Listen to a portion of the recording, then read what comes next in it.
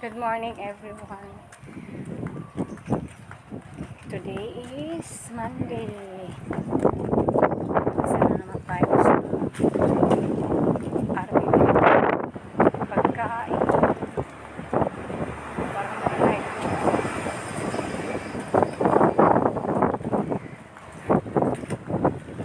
Umpisa na naman yung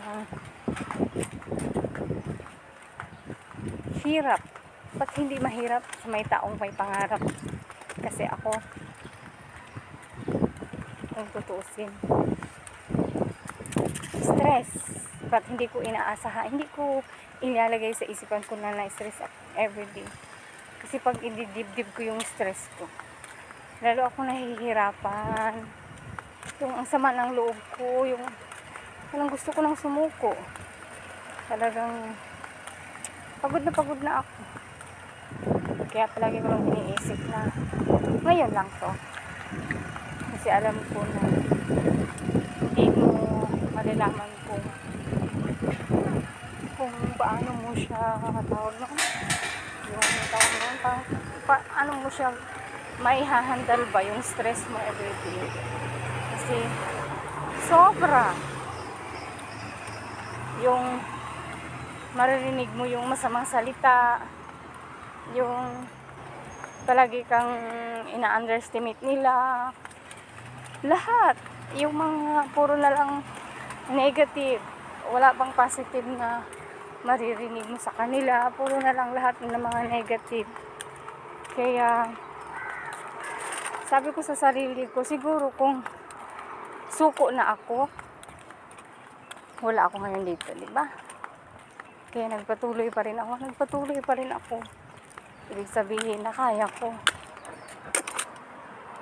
Kaya nga, niisip ko lang palagi sa sarili ko araw-araw na ngayon lang.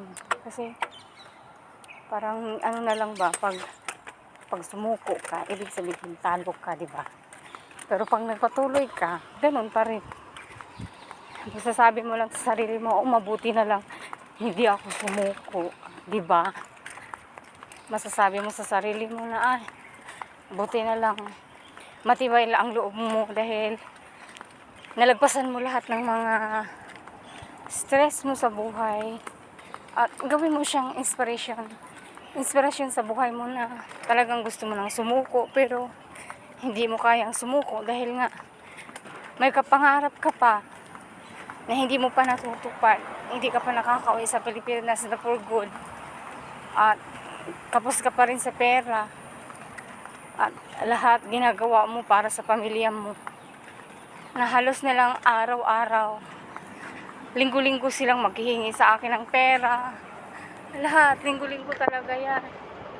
At iniisip ko sa sarili ko, kung siguro uwi na ako sa Pilipinas, paano na lang ang pamilya ko, diba? Kaya matibay ang loob ko na ginagawa ko itong Tao Elevate dahil alam ko na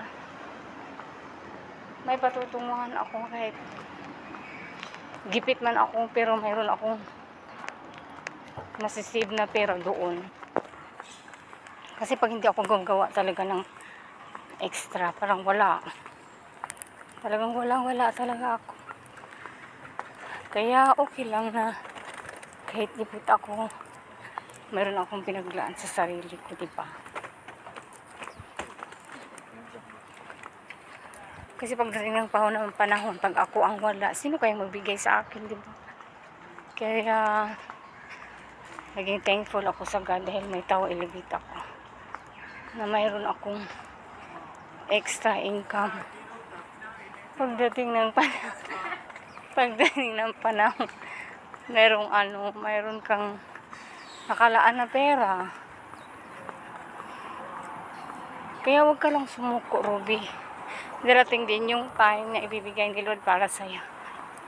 Yung kakayanin mo yung araw-araw mo maririnig na hindi maganda sa'yo. Kaya ang ako, thank you, Lord. Sasabihin na lang ako sa sarili ko, thank you, Lord, na hindi mo ako pinapabayaan, binigyan mo ako ng lakas na loob araw-araw na malagpasan ko ito. Yung stress ko araw-araw na nandito ka pa. Hindi niya ako pinapabayaan. sa kanya ko binigay yung